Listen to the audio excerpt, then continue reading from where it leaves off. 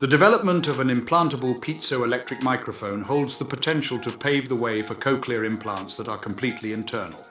Greetings, everyone. Today's video centers around a groundbreaking development in the field of cochlear implants.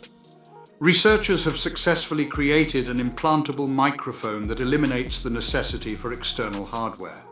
This remarkable microphone, constructed from a biocompatible piezoelectric material, detects minuscule vibrations on the eardrum to capture sound. Known as umbo mic, this device has exhibited impressive performance in human ear bones and holds the potential to greatly improve hearing for individuals with cochlear implants.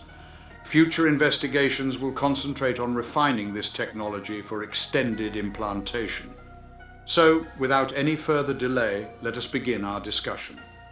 According to the National Institutes of Health, over 1 million individuals worldwide have experienced improved hearing through the use of cochlear implants, which are small electronic devices designed to provide a sense of sound to those who are deaf or have difficulty hearing. Presently, cochlear implants are only partially inserted and necessitate the use of external apparatus positioned on the side of the head. These elements impose limitations on users, preventing activities such as swimming, exercising, or sleeping with the external unit, and may even dissuade some individuals from opting for the implant entirely.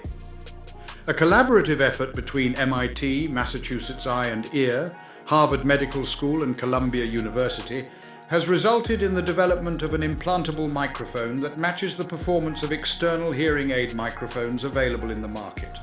This breakthrough brings us closer to achieving a fully internal cochlear implant, as the microphone has long been a significant obstacle in the way of its adoption. A biocompatible piezoelectric material is used to create a small microphone that detects subtle motions on the inner side of the eardrum. When compressed or stretched, piezoelectric materials produce an electrical charge.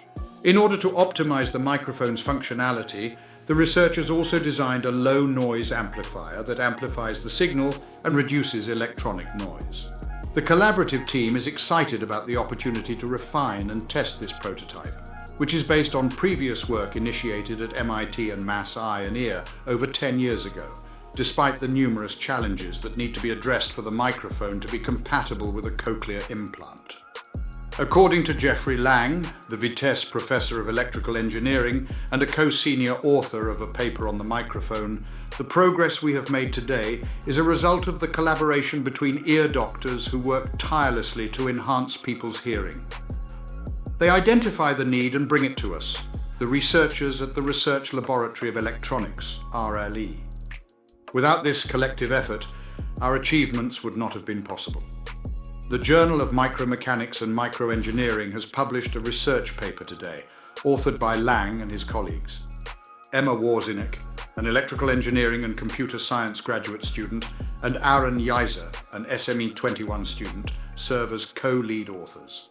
Joining them are John Zhang, a graduate student in mechanical engineering, Lucas Graff and Christopher McHugh from Mass Eye and Ear, Ioannis Kamissis, the Kenneth Breyer Professor of Electrical Engineering at Columbia, Elizabeth S. Olson, a Professor of Biomedical Engineering and Auditory Biophysics at Columbia, and Hideko Heidi Nakajima, an Associate Professor of Otolaryngology Head and Neck Surgery at Harvard Medical School and Mass Eye and Ear, who also serves as a co-senior author.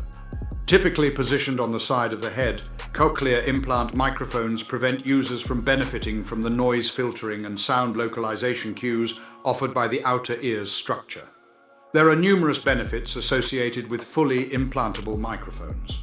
However, the majority of devices currently being developed which detect sound beneath the skin or movement of the middle ear bones may encounter difficulties when it comes to capturing low-volume sounds and a broad range of frequencies.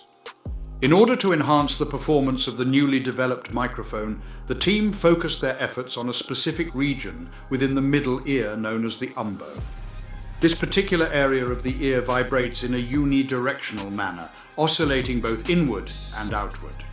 This unique property of the umbo facilitates the detection of these straightforward movements, thereby simplifying the process of capturing sound.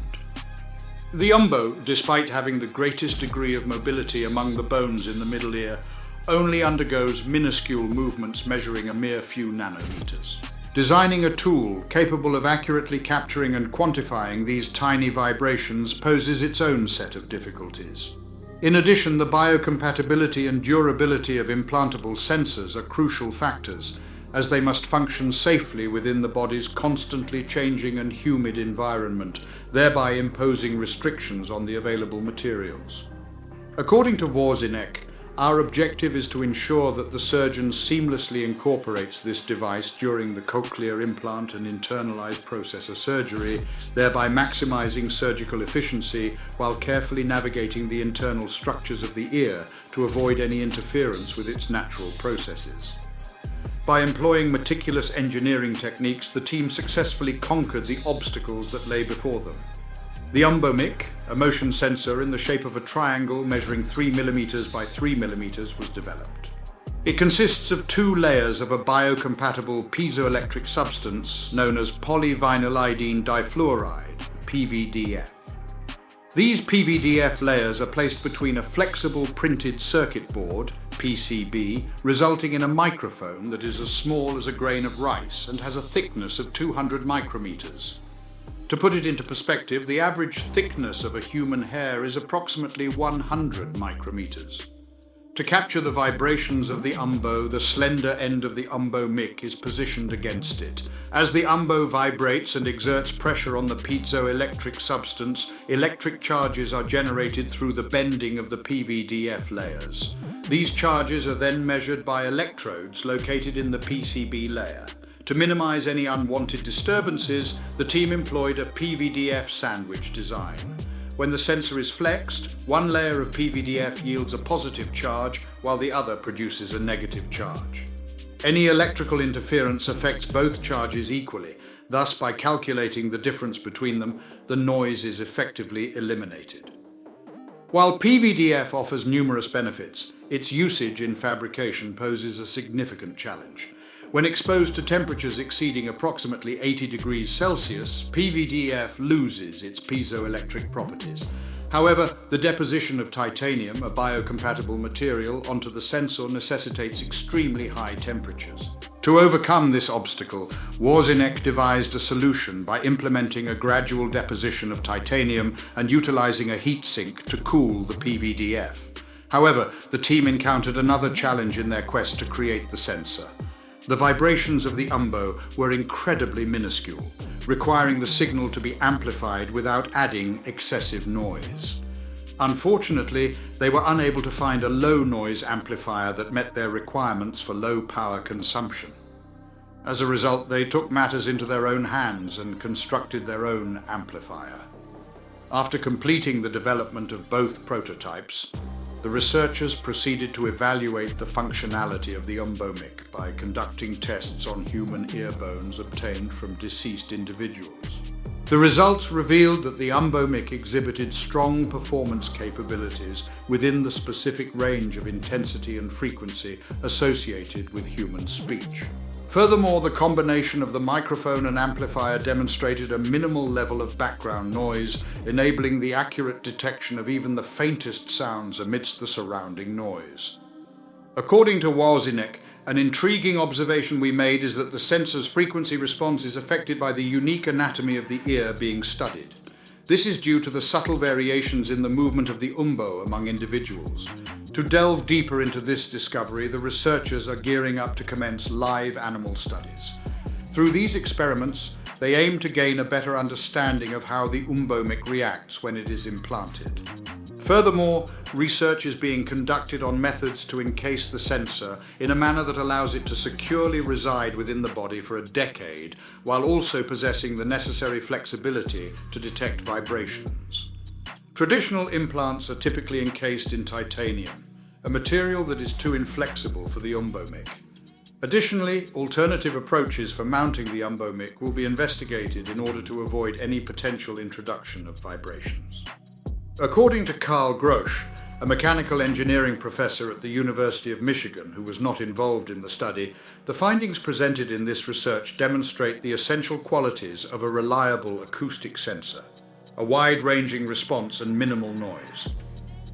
It is remarkable to observe that the bandwidth and noise floor perform at such a competitive level, compared to the microphones used in commercial hearing aids. This exceptional performance undoubtedly highlights the potential of this approach, serving as an inspiration for others to embrace this concept.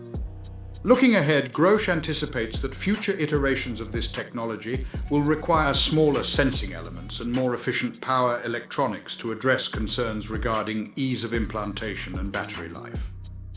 The funding for this research project was provided by multiple organizations, including the National Institutes of Health and the National Science Foundation in the United States, as well as the Cloetta Foundation in Zurich, Switzerland, and the Research Fund of the University of Basel, Switzerland. To support our channel's growth and ensure broader awareness, kindly hit the like, share, and subscribe buttons. This will help us reach more individuals and disseminate valuable information. Thank you in advance.